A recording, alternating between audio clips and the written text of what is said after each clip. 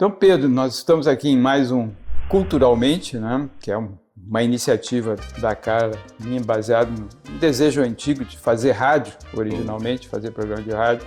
A Carla e eu crescemos em momentos diferentes, é claro, mas com muito prazer com o contato com o rádio, a produção do rádio, enfim, rádio como um grande companheiro, né?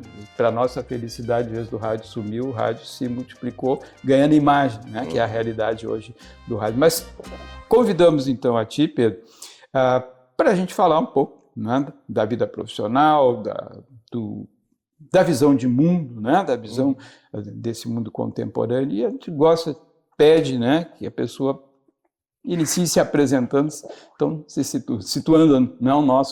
Ao nosso público, quem é Pedro?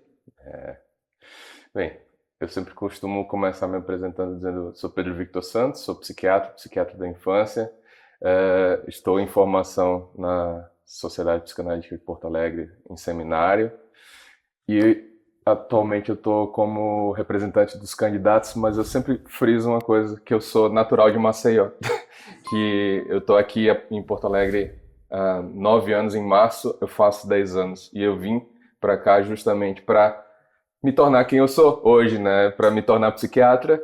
No caminho encontrei a psiquiatria da infância, no caminho encontrei questões pessoais, encontrei minha companheira e fomos tomando... A vida vai fazendo essas coisas, pegando pela mão, levando para um caminho, para outro caminho. E aí me encontro hoje aqui. Esse ano compartilhei com a Carla e no ano passado a diretoria da PRS, então a gente terminou se aproximando. Eu descobri um termo para o que a gente é, Carla. Nós somos identipartitários, significa pessoas que nasceram no mesmo dia. Ai, não sabia! Eu fui para um curso identipartitário. E aí eu descobri Partitário de parto.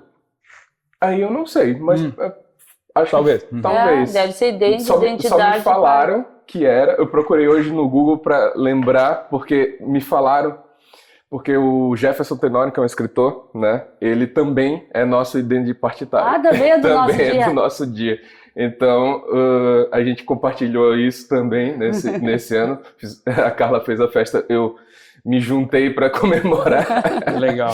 Então, tem essas coisas. Então, dizer um pouco quem eu sou é passar por essas coisas, assim, ter muito forte em mim as questões das minhas raízes no Nordeste, das minhas raízes em Maceió, da minha formação médica em Recife, que eu fiz a faculdade em Recife, onde eu fiquei 6 anos, mais um que eu tive que servir ao Exército Brasileiro. E aí, nessa minha trajetória, fui me constituindo até me trazer para cá. Mas entrar nas veredas todas aí de como que eu vim chegar aqui, né? Aí é um papo que talvez fique muito eucentrista. Sim, mas tu hoje és o centro da nossa atenção aqui, então fica à vontade. Se quiser contar pra gente como é que um sujeito de Maceió vem parar em Porto Alegre. Maceió, né? Recife, Porto Alegre. No circuito Maceió, Recife, Porto Alegre. Fica à vontade. Na época, eu entrei na medicina com uma dúvida entre oncoclínica e psiquiatria. Eu também. Não, eu só duvidei da psiquiatria quando eu cheguei na onco. Mas entrei pra psiquiatria. Eu estagiei na onco, foi meu estágio optativo da parte clínica. Eu estagiei na rádio também, fiquei na dúvida um pouquinho, porque ficar no escurinho tomando café é gostoso, né? Mas faltava a conversa com o paciente. Já na onco, eu não sou um fã de procedimentos, passagem de catéter, então eu percebi ali que eu gosto da prosa, da conversa, do tentar entender o que se passa, que a gente não consegue enxergar e não tem exame de imagem que vai mostrar, né? E aí, nessa minha trajetória, eu comecei a perceber, eu quero fazer uma formação boa em psiquiatria, e comecei a procurar quais eram as boas formações de psiquiatria no Brasil. E aí o Rio Grande do Sul se sobressai. Quando eu terminei a faculdade, eu fiz prova para residência, mas não passei. Na sequência, no ano seguinte, eu tentei novamente prova de residência, mas aí eu também não passei por umas questões. O segundo ano foi mais difícil de estudar, por questões pessoais. E em 2015, eu trabalhei numa cidade chamada Porto Calvo. em Alagoas, fica a 100 quilômetros de Maceió. E na parte norte do estado, Porto Calvo é conhecida nos livros de história, mas ninguém lembra, porque foi onde nasceu Calabar, que é o suposto traidor da pátria lá, que auxiliou os holandeses na invasão holandesa. Então ele foi considerado por muito tempo o traidor da pátria. E tem uma curiosidade muito mórbida, que na frente do hospital de Porto Calvo tem uma estátua do Calabar sendo esquartejado. A propósito. Acerto e contas. E aí eu trabalhei por 1 ano como médico de saúde da família no posto de saúde em Porto Calvo. Lá... Chama-se Porto Calvo. Calvo. Careca. Careca. Porto Calvo. Porto Calvo. E foi um vilarejo histórico, é uma cidade ainda pequena. Quando eu ia falar servi lá, mas quando eu trabalhei lá nesse ano, porque era o posto de saúde relacionado ao Provab. Em 2015 tinha o Provab, que dava 10% na nota da prova de residência, que todo mundo tentava fazer para poder concorrer melhor com melhor condição. E termina com o título de saúde da família. Então, antes de ser psiquiatra, eu sou especialista em saúde da família, mas eu não uso esse título. E aí, nesse 1 ano, em Porto Calvo, vi muitas coisas e trabalhei com uma população muito carente de atenção, de cuidado, de atenção primária, mas também, e hoje eu olho para trás e vejo como era defasado o cuidado em saúde mental dessa população. Sim. A demanda é enorme. Gigantesca, e cada vez maior. Eu vejo o pessoal que está querendo fazer psiquiatria hoje, que fala, eu vejo nos postos de saúde o quanto é necessária a psiquiatria. Ou alguns, e os que mais me entristecem são, eu vejo que psiquiatria precisa muito, então vai dar muito dinheiro, né? Porque tem essa questão mercantilista também.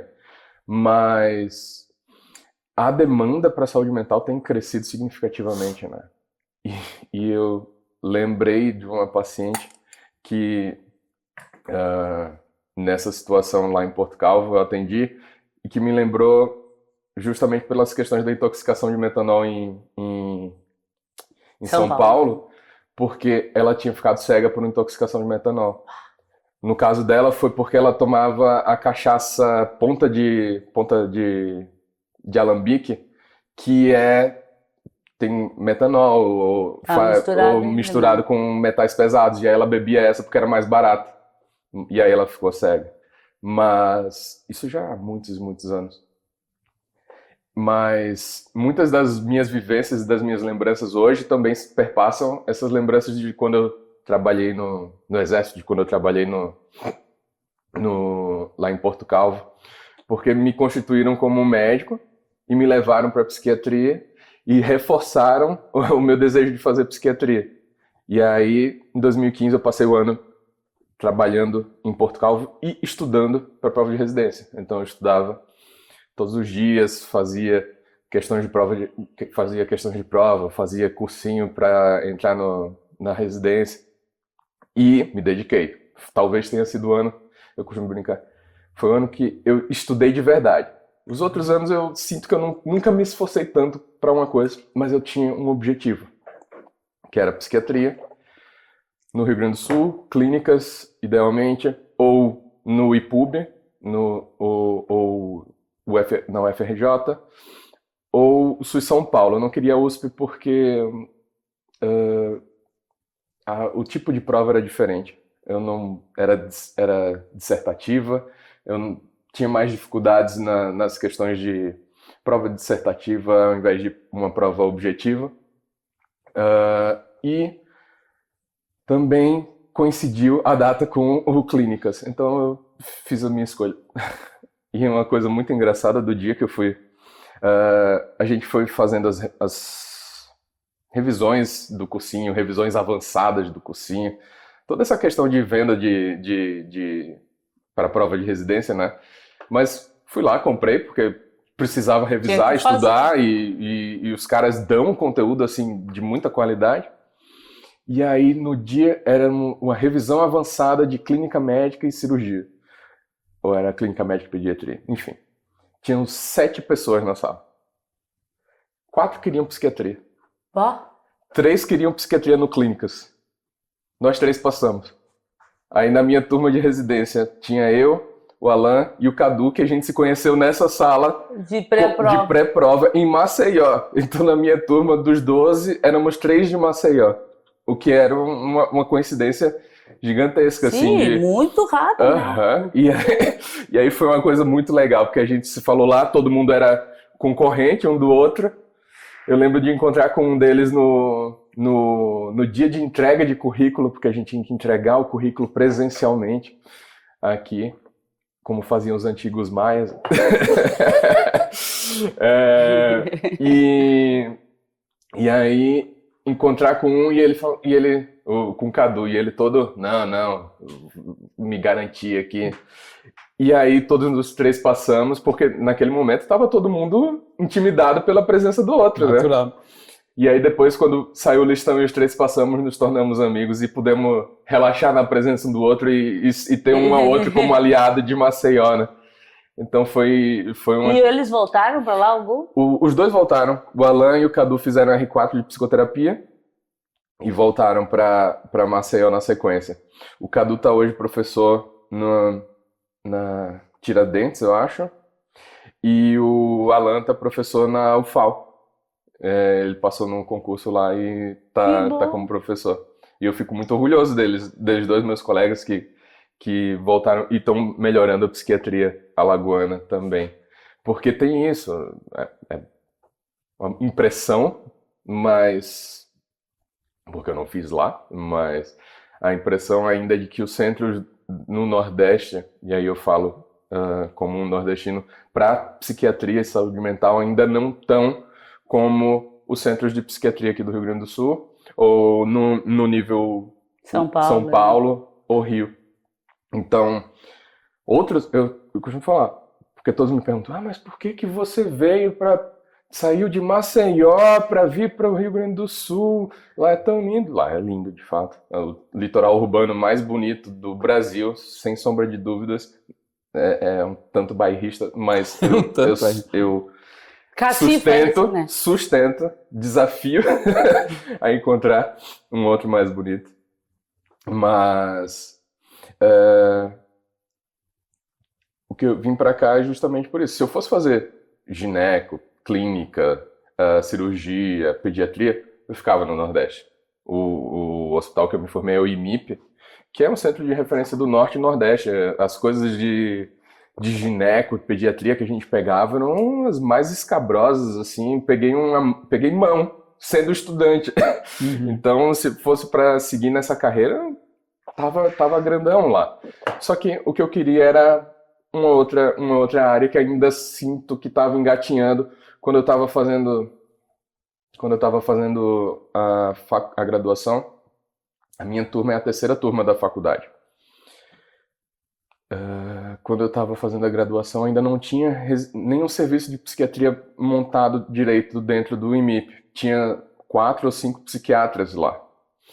Desculpa, o que é o IMIP? Originalmente é o Instituto Materno Infantil de Pernambuco, depois se tornou o Instituto de Medicina Integral Professor Fernando Figueira. Que aí é referência norte e nordeste de materno infantil. Tipo HPV nossa, então. É tipo HPV, exatamente. Então, pega muita mão de materno infantil, gineco e pediatria. Desculpa, gigantesco. O termo pega a mão significa experiência clínica. Experiência clínica. Aprende-se. Aprende-se muito. Não, é porque não é a gíria nossa, por isso que ele tá dizendo. Pega a mão. E curioso, porque eu acho que eu aprendi pega a mão aqui. Mas eu acho que talvez eu tenha aprendido com pessoas de fora. Pode ser. Que é uma outra experiência que a residência dá, né? Que Sim. A residência num centro de referência como as daqui do Rio Grande do Sul, o Clínicas que eu fiz, muita gente de fora vem, né? Na minha turma, dos 12, como eu falei, 3 eram de Maceió, mas éramos 5 nordestinos inicialmente. A minha turma perdeu um no caminho, que foi para patologia, e ele era do Maranhão. Então ficamos 3 maceioenses e um cearense. Mas no fim eram 3 gaúchos só, dos 12. uma de Venância, um daqui de Porto Alegre e a outra daqui de Porto Alegre. Muita gente de Santa Catarina e um amigo do Paraná. Então, muita gente. Todo mundo de fora. Todo mundo de fora. Fenômeno contemporâneo, né? Dessa migração para o estudo, para a formação profissional. E desses, um de Santa Catarina ficou porque ele já estava aqui antes, que é o André Chu, sabe? O Chu. Que ele é Catarina, da infância, né? Exatamente, ele é Catarina, mas ele já está radicado aqui porque ele fez a graduação aqui. Sim. Então, nesse processo, todo mundo voltou para suas casas e ficamos eu, o Chu e o pessoal que já era daqui. E o teu plano a propósito é voltar para enriquecer a psiquiatria local lá ou agora tu já és gaúcho? Como eu tô na formação em psicanálise, meu plano por hora eu sempre digo, meu plano por hora, não sei como é que vai ser amanhã, mas meu plano por hora, que envolve alguns anos aí, é seguir aqui. Eu tô no 3º ano, rumo ao 4º ano de formação em seminário na Sociedade Psicanalítica. Meu plano é concluir o 4º ano, terminar minha supervisão.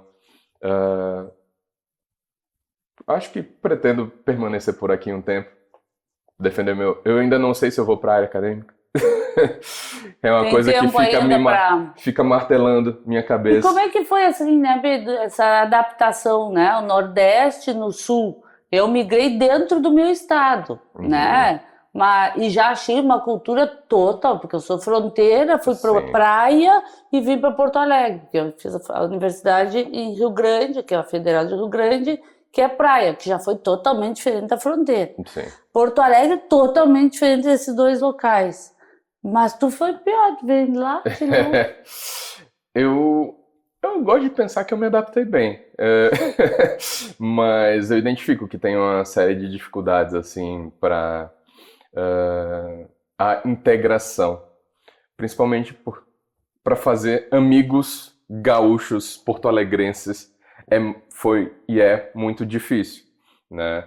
Hoje está mais fácil, porque eu já estou aqui 10 anos, mas o começo é isso, me apegava na minha turma de residência. De referência. E como minha turma de residência era majoritariamente de pessoas de fora, a gente ficava um pelo outro e meio solto. Era um gueto, né? E aí isso era uma coisa que a gente notava, assim, tinha pouco... quando eu cheguei aqui, depois de alguns meses, eu comecei a namorar minha ex, que é uma colega minha de residência, que é uma das gaúchas. Então, tinha isso, mas ela era do interior, então não ficava com um núcleo de amizade em Porto Alegre. Aí a gente ia para a casa dos pais dela, tinha um apoio por lá, conhecia as pessoas, mas a sensação...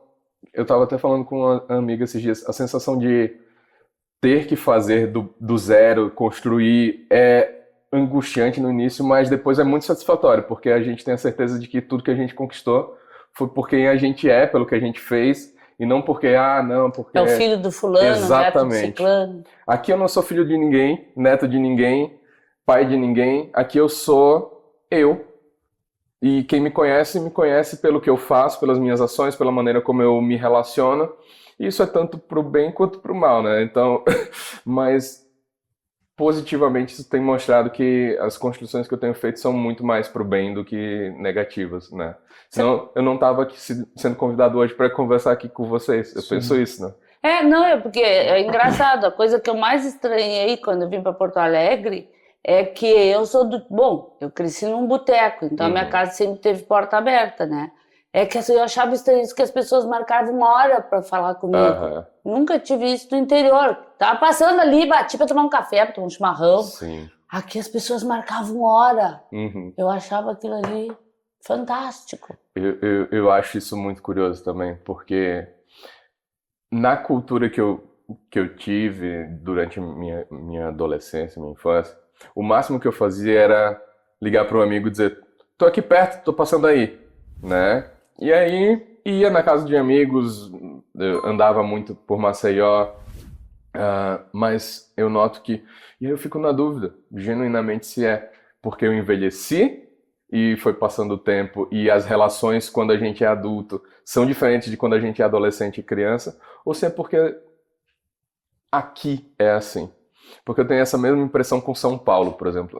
Eu costumo dizer que eu não gosto muito de São Paulo, porque não dá pra ver dois grupos de amigos no mesmo dia.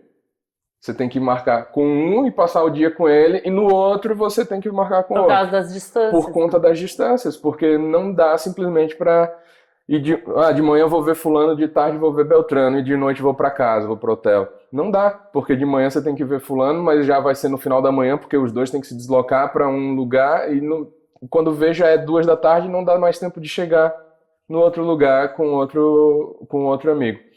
Isso eu digo baseado numa experiência nas experiências que eu tive com as visitas a São Paulo para visitar meus amigos lá. Então é uma coisa que fica frustrante, assim, porque bate muito a saudade quando eu penso nos meus amigos que estão em São Paulo. E eu digo São Paulo pelo tamanho dela.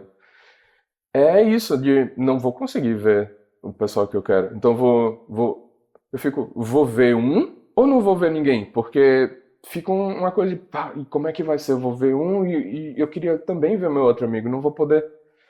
E aí muitas vezes eu noto que eu fico, então eu vou só passar e... E como é que é, né, Pedro? Assim, eu te conheço um pouquinho, eu sei que tu és militante, assim, né? Sim. Não sei se é assim que se chama hoje em dia, mas tu participa muito das coisas da comunidade, Sim. né? A gente esses dias falou com a Cláudia Moraes também, que é Engajamento. bastante engajada, né? No auxílio, na representatividade Sim. mesmo, né? E que é uma coisa importante, assim, Sim. né? Tu percebeste a diferença do tratamento de Maceió para cá? É diferente. E é bem diferente, mas em aspectos diferentes do que eu acho que a maioria das pessoas pensa. Porque o meu letramento racial aumentou significativamente, talvez tenha começado quando eu me mudei para cá. Mas em Maceió eu tive uma infância em que eu acreditava que poderia fazer tudo o que eu quisesse, independente da cor da minha pele. Eu tinha amigos de escola que eram brancos e pretos. O meu melhor amigo da minha infância, meu primeiro amigo, que hoje eu tô com 37 anos, a gente é amigo há 34 anos. Ele é ruivo. É aquele tipo de amizade que a gente passa 1 ano sem mandar mensagem no WhatsApp um pro outro. A gente manda 2 mensagens no WhatsApp por ano. Uma no meu aniversário e uma no aniversário dele. Ambos desejando as mesmas coisas, que é o que eu desejo para ele todos os dias e que eu sei que ele deseja para mim todos os dias, porque a gente é irmão, né? E era esse senso de, durante a escola todo mundo pode tudo. E aí eu entrei na graduação em Recife e eu era um dos 2 ou 3 estudantes pretos que tinha. Já era menor, né? Era muito, muito. E isso em Recife, 270 quilômetros de Maceió. Tá bem, era uma universidade particular onde eu estava. Mas, ainda assim, tinha projetos de inclusão, Esqueci o nome. Eu esqueci o nome daquela que fazia o Enem, e aí entrava tinha um número de vagas reservadas para estudantes que entrassem por essa maneira, com a nota do Enem. E aí dentro desses tinham pessoas pretas. Mas eu fui o primeiro colega preto de muito colega meu de faculdade. E aí eu lembro, durante a minha graduação, eu estava estagiando na UTI cirúrgica. Um paciente tinha sido submetido a uma cirurgia e estava no pós-op, e aí ele falou, ele é um paciente negro, e aí ele falou, é muito bom ver uma pessoa negra também me atendendo e poder saber que tá. E eu lembro de pensar, não acho que faz diferença. Estranho, né? Hoje eu noto o quanto isso faz diferença. Mas também é por conta da construção das minhas vivências anteriores, da minha história.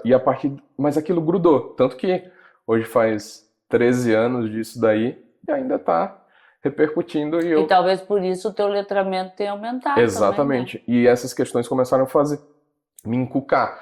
Tá, por que esse cara precisou dizer isso pra mim? Ah, pra mim eu só sou mais um aqui. Isso eu pensei na época. E aí, conforme fui avançando, me mudei pra cá. Eu fui o segundo residente negro da psiquiatria do Clínicas. O primeiro foi meu R3, que era o Lucas Mendes. E o segundo fui eu.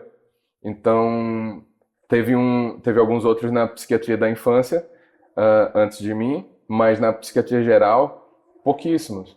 Então, Pouquíssimos não, só um e tu. 2. E agora já tem mais.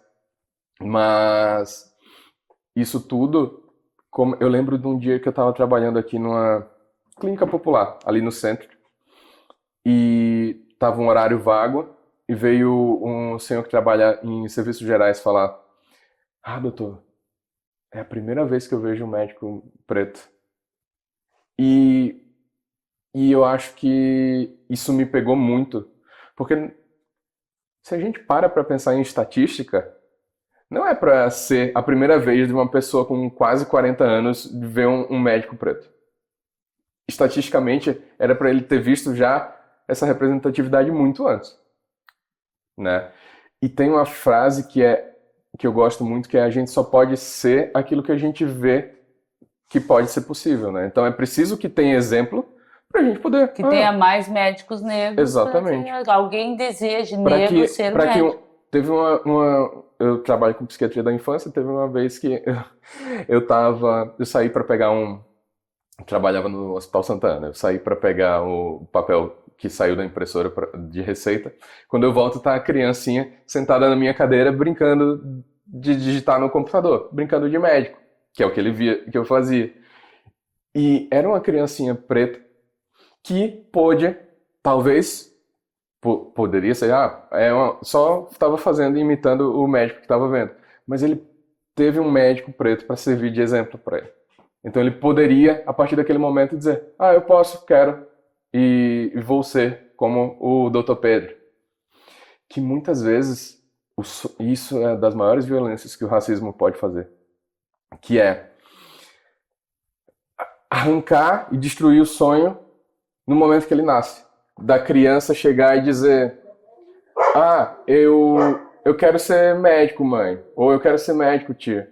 E a resposta ser: tu não pode ser médico porque tu é preto.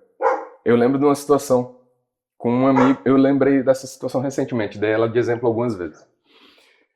Um amigo meu, que hoje ele é um pouco mais velho que eu, e que no ensino infantil, quando ele estava com 5, 6 anos, queria, na festa junina, dançar com uma amiguinha que ele gostava, que era uma menina branca. Meu amigo é um cara preto.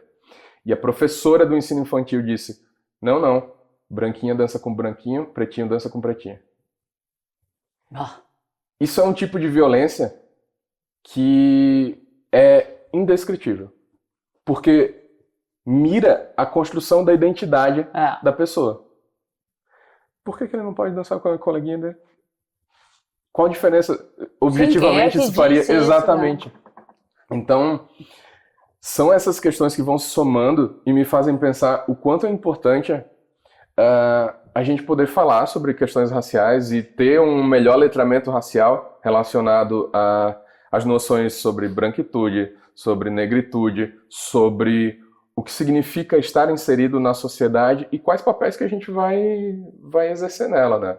Porque quando eu tô como uma pessoa, como um médico, representando uma instituição como a PRS, várias vezes a gente vai representar e eu estou representando a PRS, eu estou representando a mim, mas eu também estou representando a população preta, porque o erro do preto vai ser sempre apontado e o pior é isso, vão dizer: é porque ele é preto.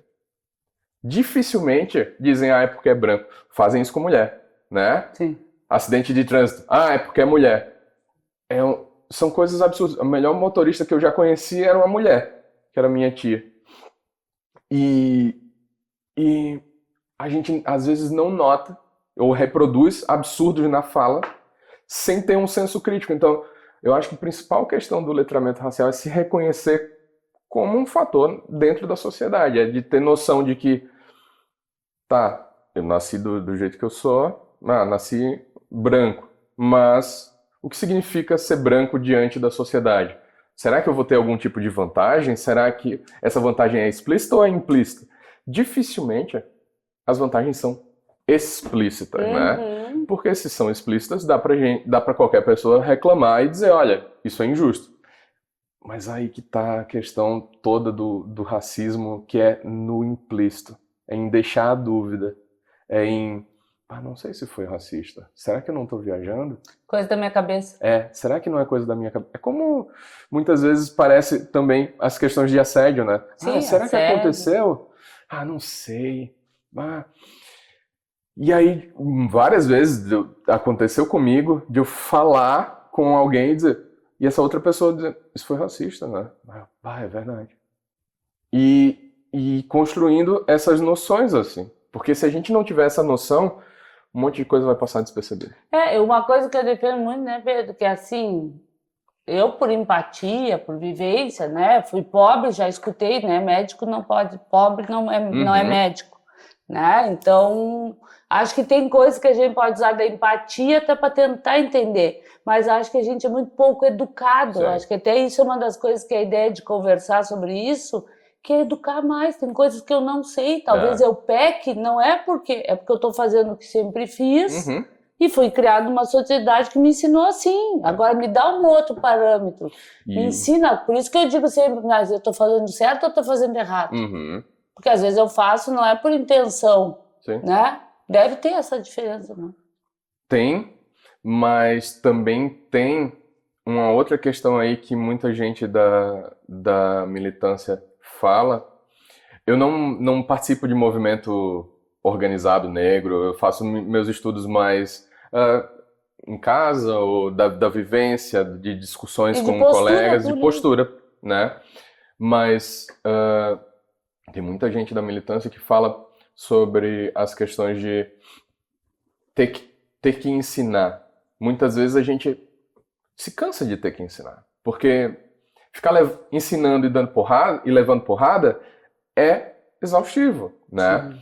Mas o principal que eu acho que isso, boa parte do que eu já ouvi e do que eu já li fala, é sobre ter uma noção, principalmente estimular essa noção na pessoa branca de que não existe, e isso é muito importante do que tu falou da empatia, não existe só uma visão de mundo. E a visão de mundo única é destrutiva. Eu lembrei agora do TED Talk da Chimamanda, O Perigo de uma História Única, que é um baita TED Talk. Já assistiram? Não conheço. É muito legal. Depois eu mando o link para vocês. Interessante. É fantástico, assim, porque ela... Tem que botar na... Ela dá um exemplo simples de como... Ela dá um exemplo sobre os Estados Unidos, porque ela é uma nigeriana, uma autora nigeriana, e o pessoal chega para ela, mas... e a fome na África? E aí ela retruca, dizendo algo do tipo, mas deve ser muito assustador ir para a escola nos Estados Unidos, porque a qualquer minuto pode ter um massacre escolar. Então, o perigo da história única é essa, é reduzir a um aspecto, né? E é aquele aspecto, e pronto. Então, isso que você falou, Carla, da empatia, é a gente poder se colocar e entender que existem visões de mundo diferentes da gente. Por isso que eu gosto tanto da psicanálise e eu gosto muito do Bion, que o Bion fala de uma questão de a gente poder escutar, expandir a capacidade de pensar, e o Bion tem um conceito do pensar específico, mas de podermos pensar através de outros vértices, que não é uma verdade absoluta e que não existe a verdade. E não existe a verdade em si. Existe um ponto de vista no qual vai se localizar. E que isso é preciso sempre se examinar. Porque não vai ter por posto. Não vai... é isso e ponto, né? Então as questões relacionadas à negritude e as questões da branquitude são necessários, principalmente ter noção de que a minha visão não necessariamente significa que eu vá ser universal e que eu preciso escutar o que o outro está falando. Escutar não quer dizer se convencer, Sim. né? Nem concordar. Aí pelo menos escutar, né? Mas escutar. E eu acho que é uma coisa que a gente tem em comum, é isso dessa curiosidade de escutar o outro, né? De tentar entender o que se passa na cabeça do outro. Eu sou uma pessoa que gosta muito de ler literatura, ficção. Também leio não ficção, mas eu tendo a preferir ficção. E eu costumo dizer que ler ficção é a única maneira que a gente tem de entrar na mente de outra pessoa, de ser uma outra pessoa que a gente não é. Bah, concordo plenamente. É a única maneira. A outra é escrever ficção. Uma outra maneira é escrever ficção, então, é verdade. Mas, e como eu acho que isso aguça a nossa capacidade de realizar um exame de estado mental. Muito me preocupa de verdade, assim, quando eu vejo pessoas que orgulhosamente dizem: eu não leio ficção, eu só leio livros de produtividade, autoajuda, né, porque tira essa capacidade de criar uma melhor teoria da mente e de se colocar no lugar do outro, porque, caramba, é essencial para um psiquiatra poder pensar o que a outra pessoa que está diante dele, sofrendo, está sentindo e pensando. Não quer dizer que a gente vai entender. E é interessante, né? Porque na ficção, eu também gosto muito de ficção, na ficção, tu enfrenta outros mundos, digamos, que tu não enfrentaria na tua realidade, só que muitas vezes esse mundo, daqui a pouco tu tá entendendo o teu. Exatamente. Através desse outro jeito de pensar. Então, eu acho que a ficção é muito mais fácil tu entrar subliminarmente nas pessoas do que na literatura que eu leio. Exatamente. É o Nachdenklichkeit do Freud, o après-coup, que ficou traduzido, que é: no segundo momento a gente vai poder ver aquela coisa que a gente viu inicialmente de uma outra perspectiva, né? Tem um conto que virou filme do Ted Chiang, que é um autor de ficção científica, e dentro da literatura a ficção científica me pega muito, muito com força, assim, porque eu acho que é onde a gente pode explorar livre de qualquer amarra que nem existe, as relações. Né? Exatamente. E mais do que fantasia com dragãozinho, porque ali é qualquer coisa você pode extrapolar. Então, o Ted Chiang no História de Sua Vida no História de Sua Vida, que é o conto, que virou um filme, A Chegada, ele fala sobre uma questão que dentro da linguística parece que é todo um bafafá, e muita gente concorda, muita gente discorda, que é de como aprender uma língua muda a maneira como a gente se conecta com a cultura e com a maneira como a gente enxerga o mundo. Então, no filme Conto, a personagem aprende o idioma de uns alienígenas que chegam à Terra, e esse idioma muda a maneira como ela enxerga o tempo. Então, ela passa a enxergar o tempo de uma maneira não linear, que é uma maneira muito bonita de mostrar como a cultura modifica a nossa visão, e quanto mais a gente adquire de cultura e diversa a nossa, maior a gente vai ter a chance de poder compreender que a nossa visão de mundo é muito única. Não é universal, é específica. E que somos uma visão dentro do... Eu gosto muito da frase do Raul Seixas, do meu amigo Pedro, que ele fala: cada um de nós é um universo, né? Que é verdade. É muito, cada um de nós é um universo. A gente está em constantes colisões de universos, criando coisas novas e destruindo coisas, mas no fim, a gente termina cada um um universo, né? Eu acho essa frase muito A gente vive, poética. na realidade, pessoalmente sozinho, nós somos o metaverso, né? Exato. O que a gente vive ali é o... E através das interações que a gente vai poder construir, construir novas relações, destruir preconceitos, destruir relações que não são prazerosas, não são benéficas, né? Para, através desse conflito, que conflitos não necessariamente significa coisa negativa. Sim. Conflito ideia, evolução. Tese, antítese, síntese, né? É algo que vai, a partir, construir algo novo. E pelo menos essa é uma visão que eu tenho para a conflitiva, de que não vai significar somente destruição, vai significar uma mudança do que era até então. E será que esse jeito de pensar também não te ajuda a conviver numa sociedade tão branca como a nossa? Acho que sim. Acho que pode ajudar e também. Mas eu não sei se é só do jeito, porque esse jeito também foi moldado por pensadores pensadores branca. pretos e pensadores brancos. Meu escritor favorito é um escritor branco, né? O Philip Roth, já falecido. Mas isso não quer dizer que o Pedro é um preto fajuto. Não. Eu tenho uma noção de que diante de onde eu tô numa sociedade branca, tô inserido numa cultura branca. Caramba, eu tô na psicanálise. Mas pelo menos tu é homem. Mas eu tô na psicanálise e a psicanálise é eminentemente branca. Eu voltei agora de um congresso da FEBRAPSE, que é a Federação Brasileira de Psicanálise. Quantos negros tinha tu? Não, tinha vários, ainda bem.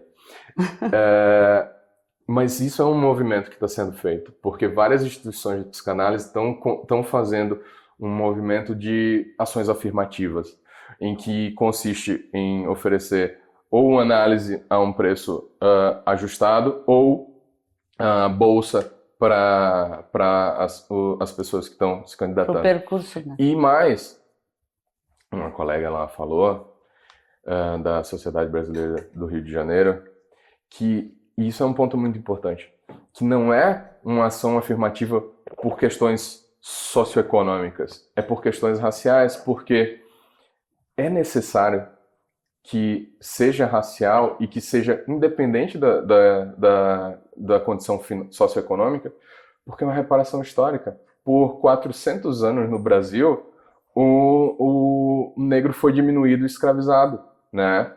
Ele foi sistematicamente levado a acreditar que sua pele valia menos, seu cabelo valia menos, seu trabalho valia menos, e que seu cérebro sua ideia vale menos, e que enquanto não tem como reparar. E tem uma música que eu acho muito bonita, que é 14 de Maio, do Lazo, eu não lembro o sobrenome dele, que fala: no dia 14 de maio saí por aí, não tinha trabalho nem casa nem para onde ir.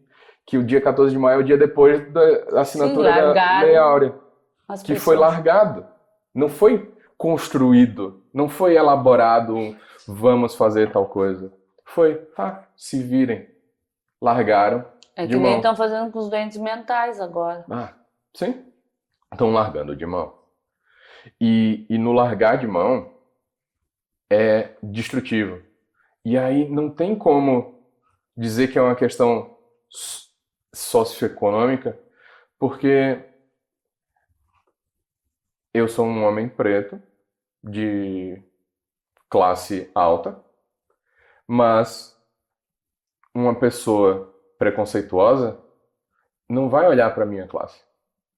Ela vai querer sempre me reduzir a alguma coisa inferior. É desumanizar, né? E a desumanização a gente não escapa por classe social. Não adianta ser rico. Não adianta ser rico, né? Não adianta. Porque vai ser diminuído e vai ser destruído. Então não há nada que protege o preto desse olhar destruidor.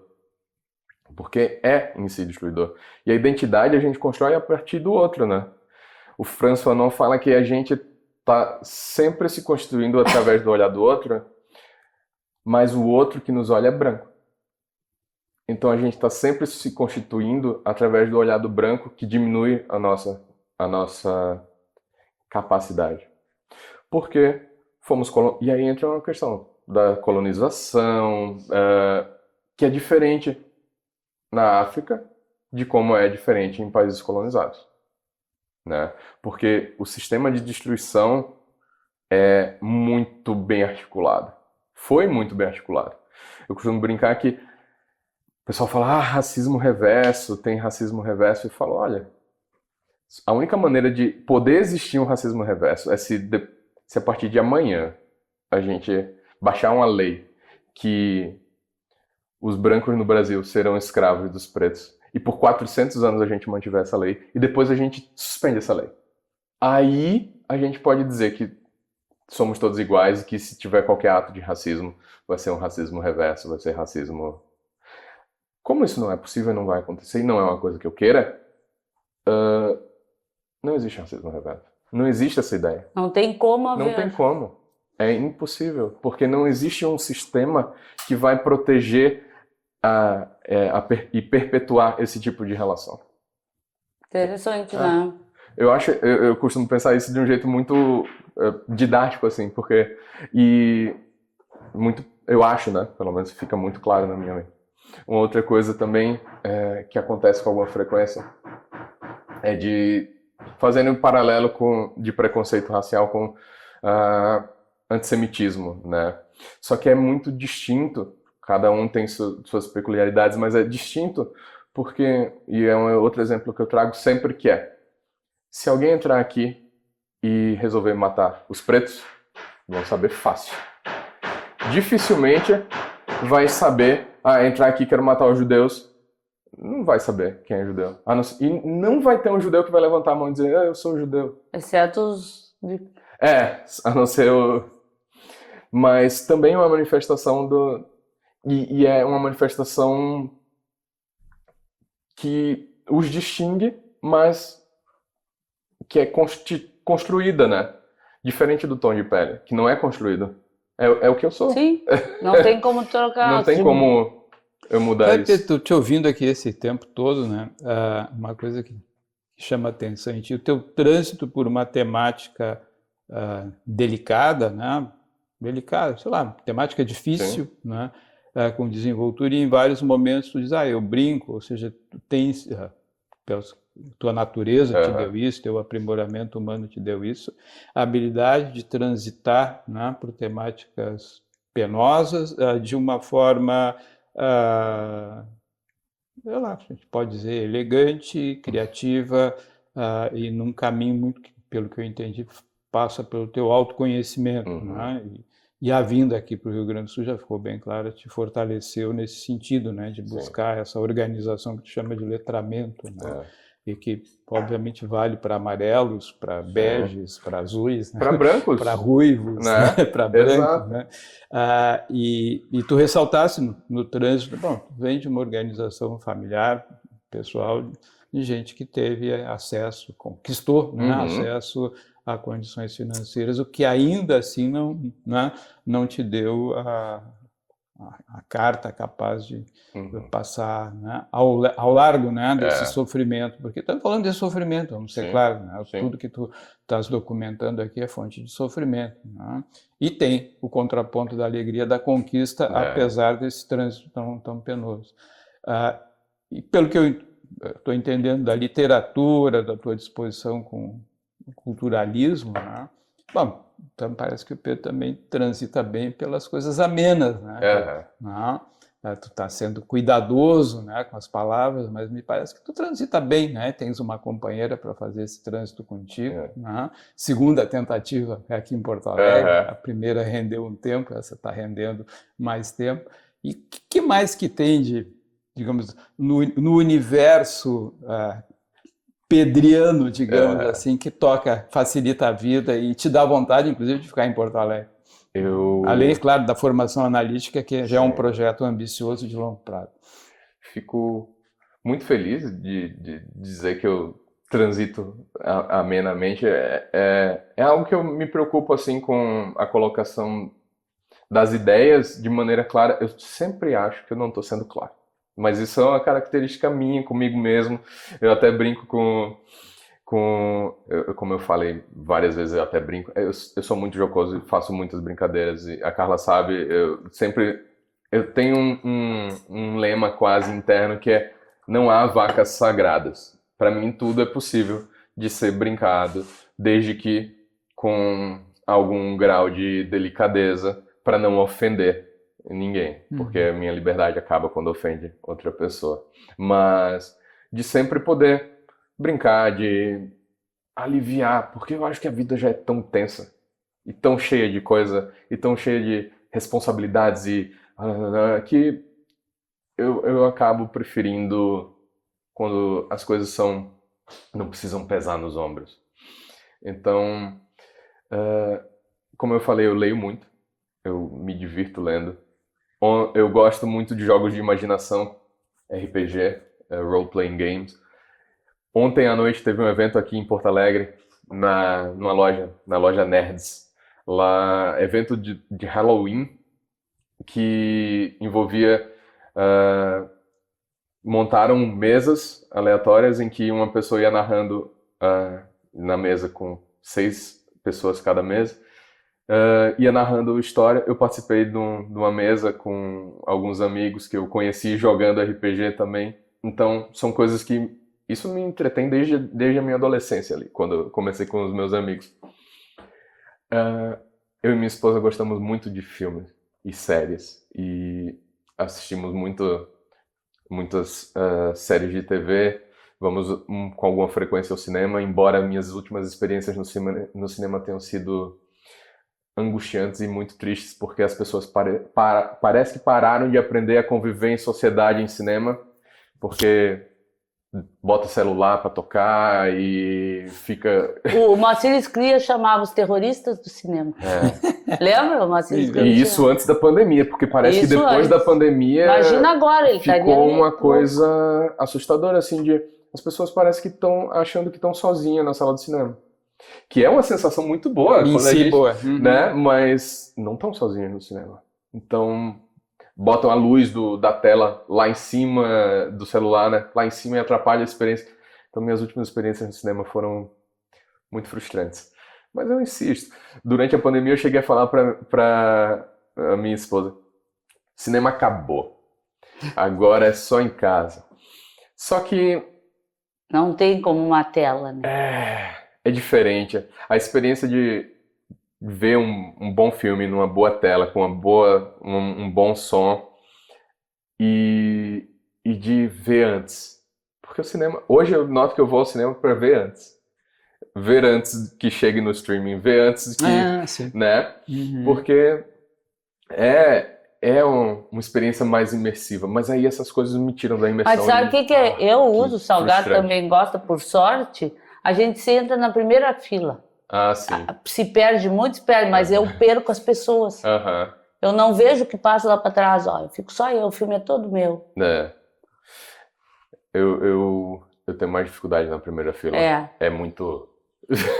mas não tem as pessoas. E aí eu até costumo brincar na minha análise. O outro. O outro é um problema. Quando é que vai acabar esse outro? E nunca acaba, né? Então... mas o outro é sempre...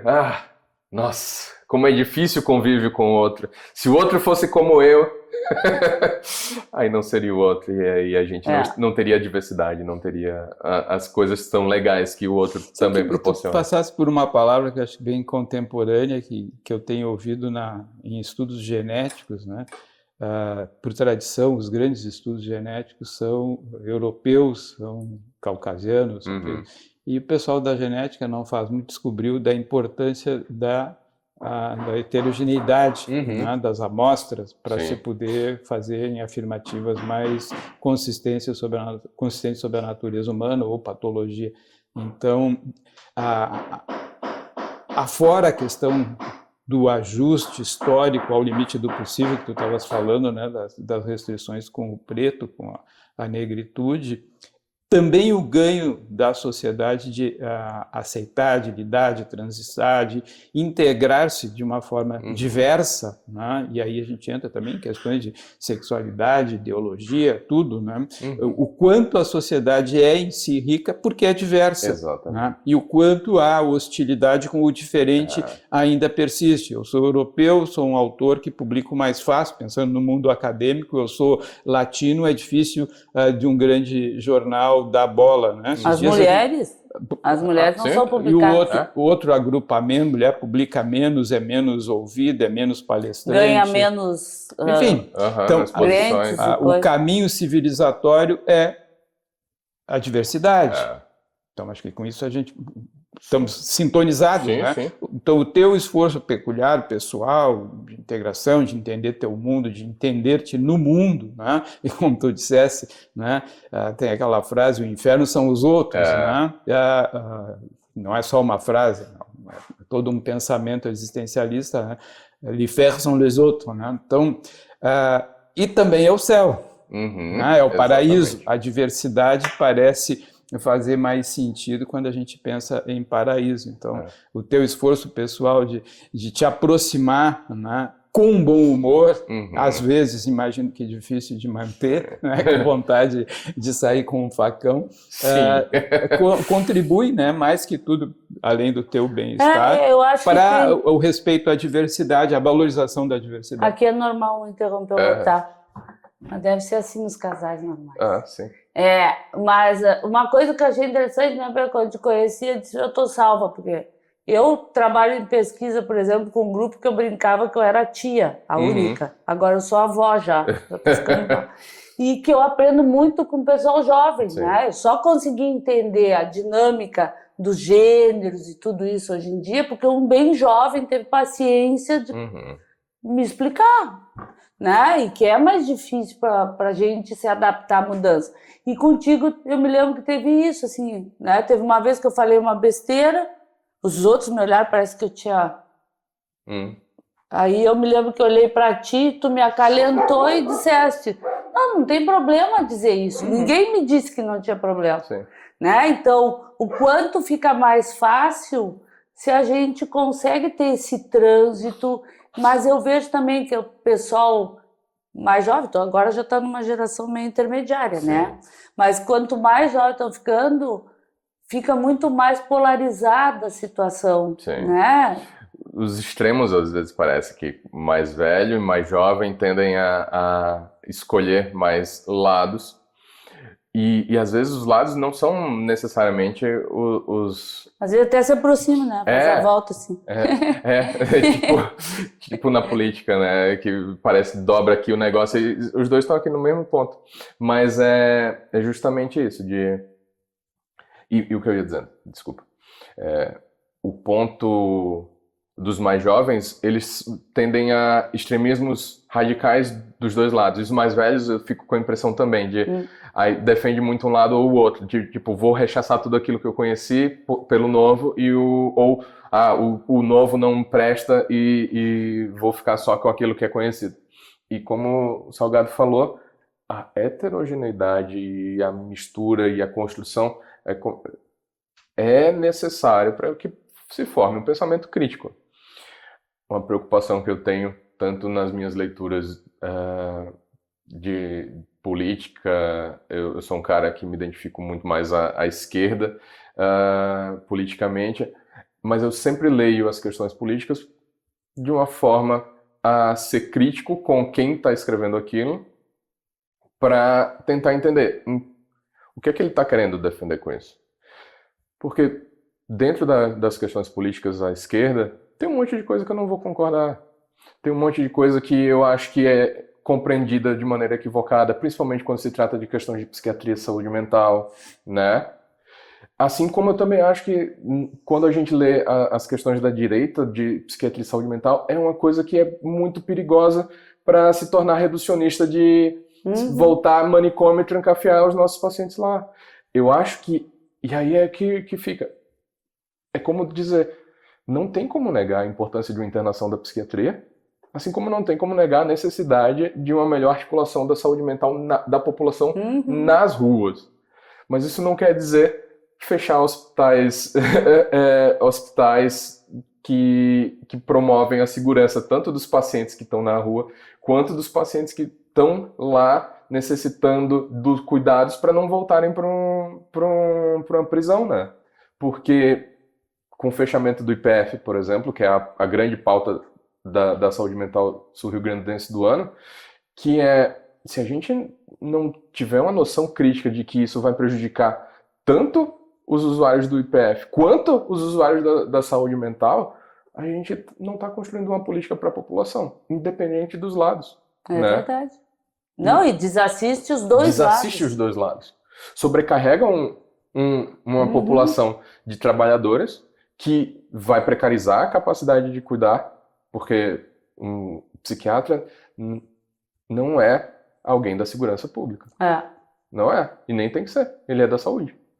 E o que essas pessoas que estão presas precisam também, no momento que elas estão no IPF, não é de alguém da segurança pública, mas é de alguém da saúde mental.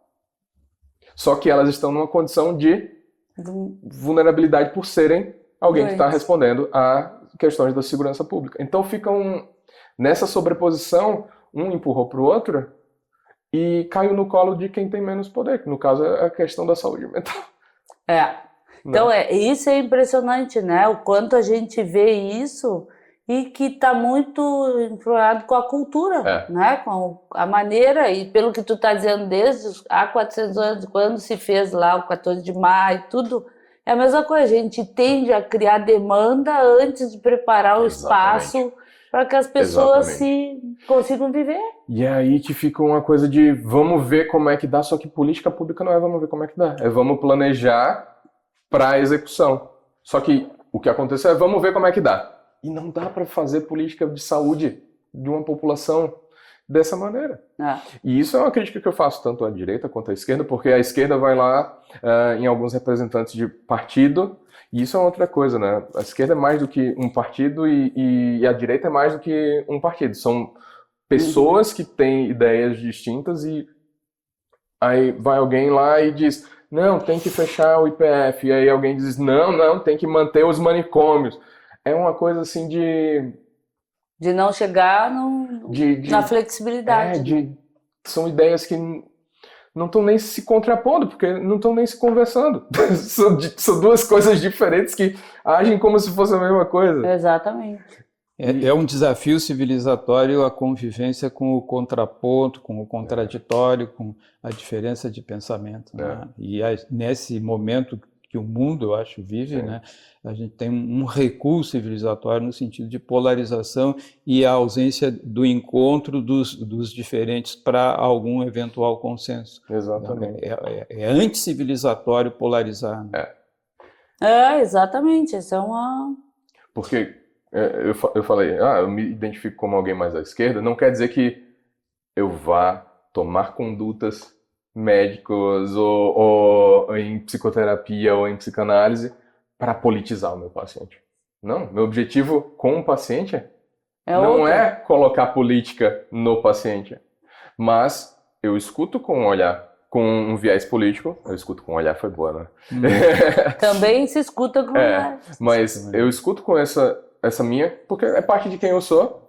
Perfeito. E todos nós fazemos isso, só que admitir isso é muito difícil e é parte de um processo de construção, né? Porque como a Carla falou, o que é que a gente pode fazer? A gente pode começar a ter noção de que a gente tem uma escuta com vieses. Isso é civilizatório, Não, e eu posso segurar o meu viés para aquele momento. E eu acho que no processo que a gente está oferecendo para uma pessoa em sofrimento, uma escuta, a nossa escuta tem que ser a escuta de alguém com o mínimo de ideias, ideologias e preconceitos possível, né? Porque se chega um paciente preto para mim dizendo eu estou em sofrimento, eu não vou dizer, isso é por causa do racismo, porque tu é preto. Não. Assim como eu não vou dizer para um paciente branco que o sofrimento dele é menor do que o sofrimento da população negra que por anos e anos foi... Não, eu vou escutar o sofrimento. Porque eu vou ter a curiosidade de entender por que ele está sofrendo.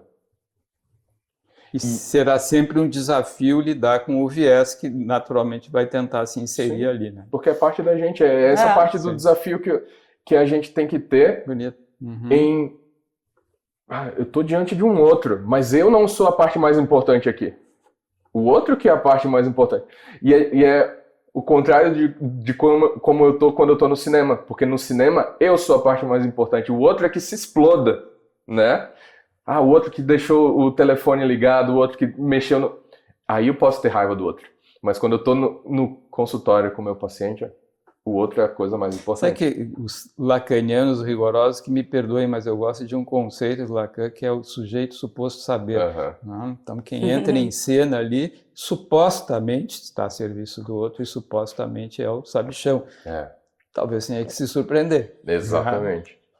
Mas, Carla, eu acho que nós temos que Encerrar, tá bom, né? conduzir essa nossa conversa deliciosa aqui com o Pedro, um sujeito que nos desafia e nos encanta, né, ao seu final. Foi um prazer estar aqui com vocês. Queria agradecer o convite.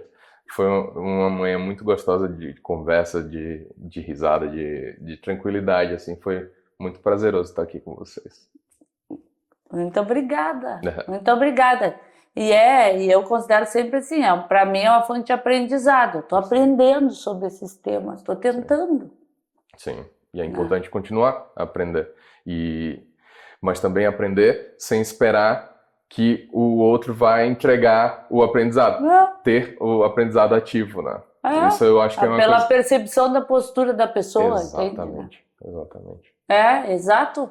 Então, eu acho que foi muito rico, e a ideia era justamente essa, assim, é ver, cara, é alguém do nosso meio, da nossa área, muito próximo, que pode nos dar uma postura diferente do que a gente está acostumado. Muito obrigado pelo convite. E fica um encanto interessante da tua permeabilidade, né?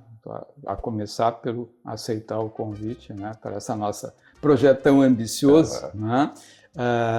Então, acho que a gente tem muito que agradecer e acho que o nosso público, né, também vai poder pensar como a gente um tanto, né, que essa permeabilidade, essa sensibilidade para a diversidade é um patrimônio que a gente está... E nós estamos fazendo uma partezinha aí, junto com tua ajuda, né, para ampliar. Né? Viva a diversidade! Viva! Cada vez mais, né? Ela é muito rica. Pessoal, então estamos terminando mais um episódio do Culturalmente e até a próxima!